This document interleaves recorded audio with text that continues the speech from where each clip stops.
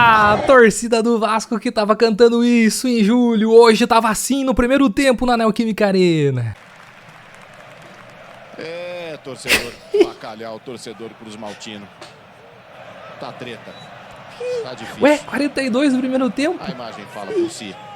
O Vasco é aquele melhor amigo seu que está sempre nas suas conquistas, sabe aquelas coisas inacreditáveis, aquelas memórias que ficam pra sempre em sua mente e sempre tá lá teu amigo perto, é o Vasco, pô.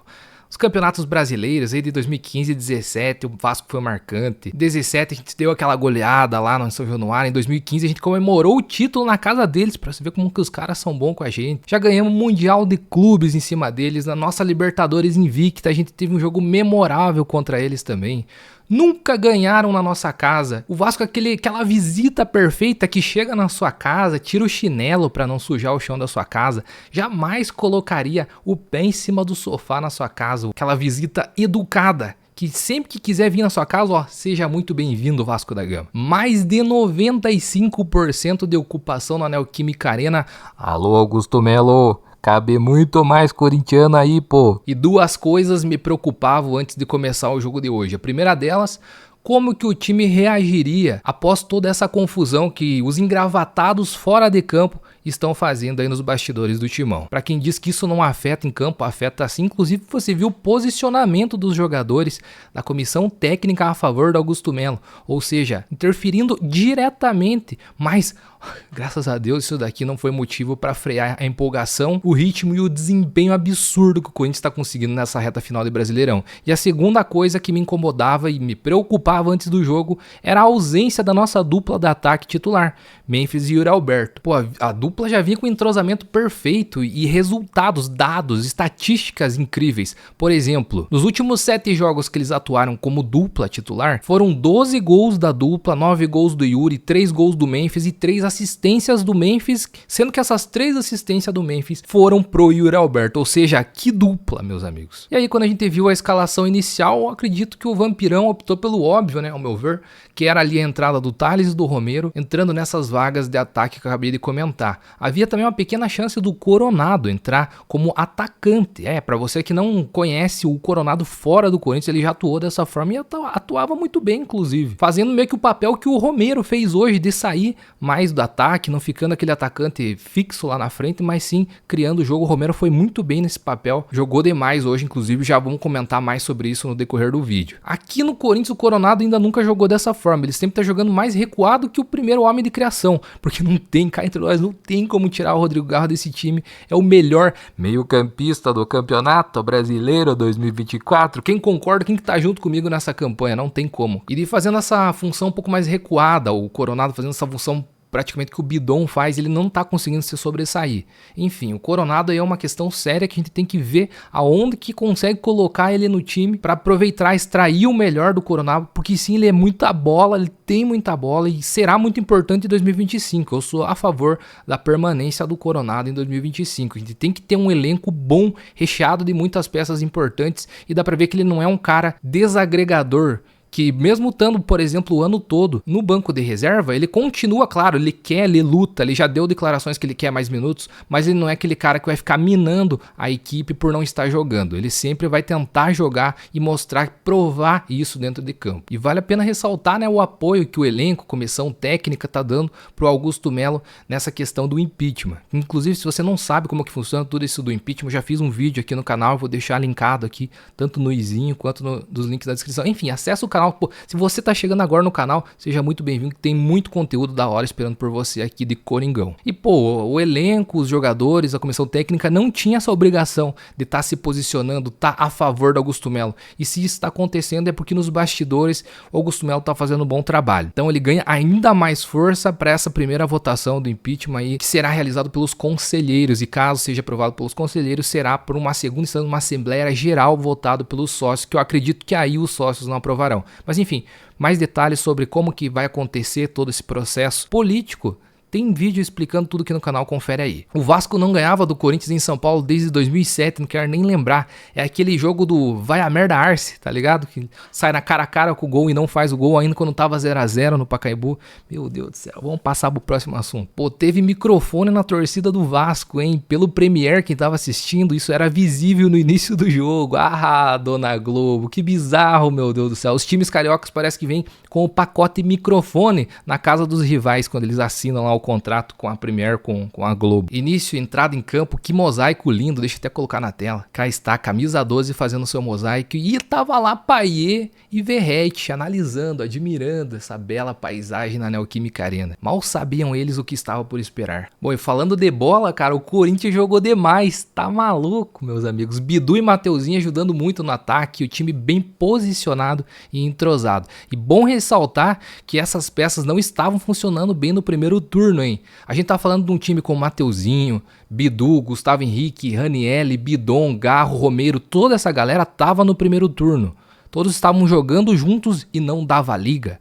Nós temos um bom time muito bem treinado agora, essa que é a verdade. Com aquelas mesmas peças a gente está conseguindo produzir muito mais. E mesmo que a gente não esteja com as principais peças disponíveis, como por exemplo no jogo de hoje, a gente está conseguindo jogar bola. E meus amigos, com essa reta final perfeita que o Corinthians vem fazendo, não tem como discordar que o Vampirão conseguiu ganhar sua permanência para 2025. Ele conquistou essa permanência para 2025, mostrando que ele consegue até mesmo em fases ruins conseguir recuperar o time. Ele veio aí de uma sequência onde teve as nossas eliminações em Copas, que cá entre nós normal, a gente esperava um título pela grandeza do Corinthians e pelo crescimento do futebol que a gente havia conseguido. Porém a gente teve uma pequena involução, porém agora a gente já conseguiu reverter esse quadro e evoluir novamente, tendo aí inclusive reservas jogando muito bem também, ou seja, porque tem padrão de jogo. E sobre o gol, né, 10 minutos e já o melhor prevaleceu, o Corinthians vinha amassando, o Garro garçom do Coringão colocou na testa do Gustavo Henrique, que vai se apresentando aí como o parceiro ideal da dupla de zaga do André Ramalho. A gente sempre fica perguntando, e agora? Entra quem? Entra Kaká? É o Félix Torres, que é zagueiro de seleção?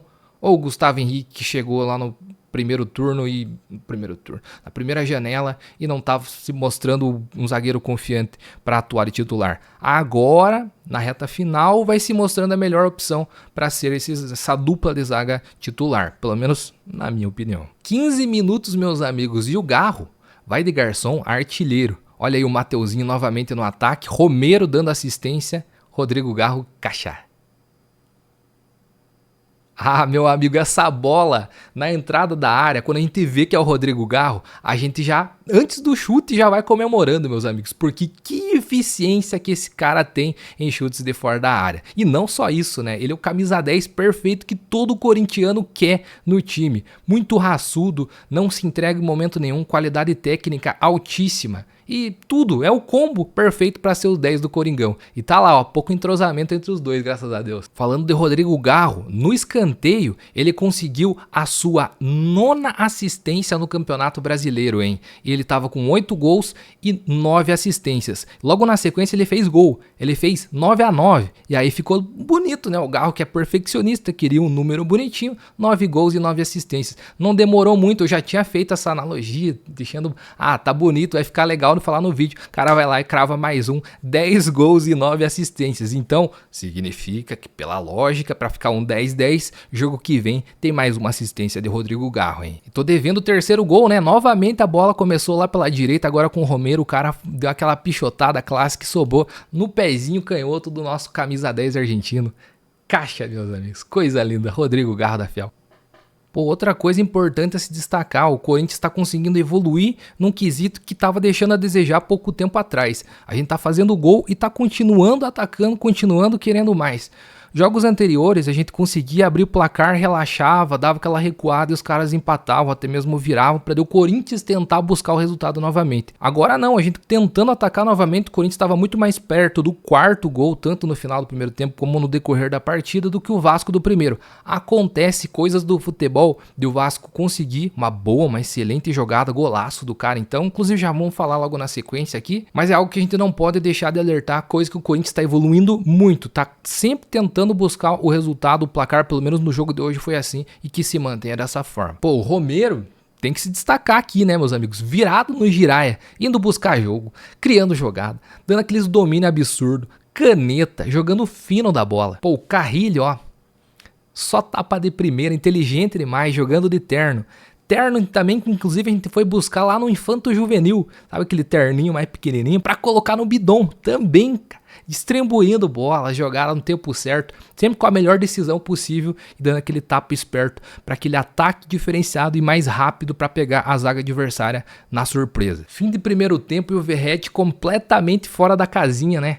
Pô, pegando pilha, cara, de graça, sem nenhuma provocação do bidon, o cara foi pra cima no final, no apito final ali do primeiro tempo. Tanto que no segundo tempo ele nem voltou pra campo, o Corinthians tirou a cabeça dos caras no primeiro tempo, perfeito jogado. Piton também sentiu, o Mateuzinho entrou na mente do fera e deu pra ver ali que aquele embate ele tava se sobressaindo e muito em cima do Piton. No segundo tempo o Corinthians continuou bem. Claro, apesar do Vasco ter evoluído um pouquinho mais, difícil o Vasco jogar pior, porque no primeiro tempo foi um completo amasso do Corinthians, mas é aquilo que eu falei, o Corinthians estava mais perto do quarto gol do que o Vasco do primeiro. De novo, segundo tempo, Garro bem, Romero bem, Thales bem, os laterais avançando muito bem, a zaga pouco testada, para não ficarem sem protagonismo. Lá no primeiro tempo foi um zagueiro, né, Gustavo Henrique, e fez o dele, e quase que o outro zagueiro, André Ramalho, também deixou o seu de cabeça, uma jogada perigosíssima de escanteio no segundo tempo. E o Hugo assistindo a massa de dentro de campo. Eu arrisco a dizer que inclusive até por isso, pelo Hugo ser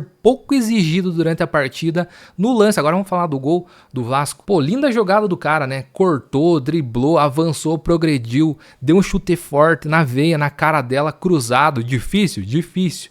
Porém, o Hugo poderia ter feito algo melhor? Poderia sim. Ele tentou fazer aquela clássica defesa da mão trocada, né? Onde o goleiro utiliza dessa técnica para conseguir chegar com mais eficiência em bolas no ângulo, para ele se ter a sua envergadura o máximo possível. Porém, na hora do tapa, ele simplesmente não achou na bola, deu aquela furada. Era defensável?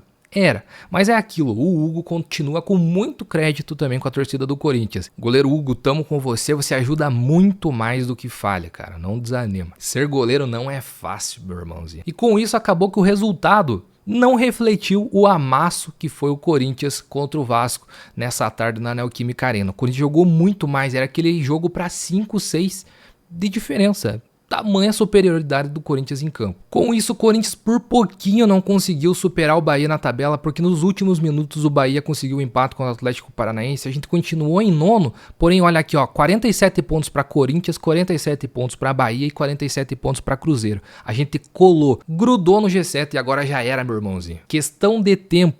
Coloca aí, por Corinthians passar e assumir essa colocação. Olha o resultado histórico absurdo e a diferença de desempenho nos últimos jogos. Isso daqui afeta e diz muita coisa. Para esse time que o Corinthians ganhou de 5-2 agora do Atlético Paranaense, o Bahia sofreu e quase perdeu. Vem de muitas derrotas seguidas e o Corinthians tem o Bahia em casa logo após o Criciúma aí sábado que vem no Campeonato Brasileiro. E vamos ver como que o Cruzeiro vai reagir após esse baque de perder a Copa Sul-Americana. Ele já vinha muito mal no Campeonato Brasileiro e eu espero que piore ainda mais. Já vejo muita pressão da torcida do Cruzeiro em cima do Diniz e esse clima aí, ó, é perfeito para o Corinthians conseguir ultrapassar esses dois times na tabela.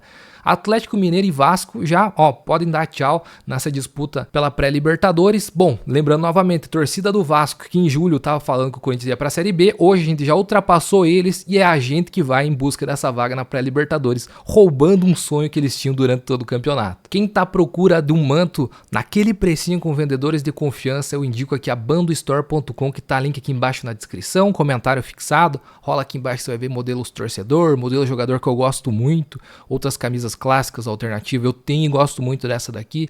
Enfim, eu vou deixar o link aqui embaixo para você aproveitar agora mesmo. E ó, aproveita essa All Black aqui, porque quando virar a temporada, o Corinthians lançar novos uniformes, essa daqui que é uma camisa clássica, se você não tem a sua, você vai ficar sem. Então corre e garante a sua, que eu tenho certeza que você não vai se arrepender, é uma das mais lindas de todos os tempos, né? O Corinthians só vai pegar o Criciúma sábado que vem, mas não fica desesperado por conta disso não. Se você tem o canal Corinthians Talk, você tem Corinthians todo dia. A gente vai fazer vídeo direto para não deixar você em abstinência de Corinthians. Então se inscreve aí, deixa o like, comentário para ajudar no engajamento. A gente bateu 30 mil inscritos aqui no canal. Muito obrigado e vamos por mais. Vamos tentar lotar uma Neoquímica Arena com a turma aqui do nosso canal. Muito obrigado a você que acompanhou esse pós-jogo até o final. Que falou foi o Alisson. Forte abraço e vamos conseguir essa vaguinha na Libertadores do ano que vem, meus amigos. Junto com ela, vaga na Copa do Brasil também, que seria bizarrice o Corinthians nessa qualidade não participar. Forte abraço e vai Corinthians!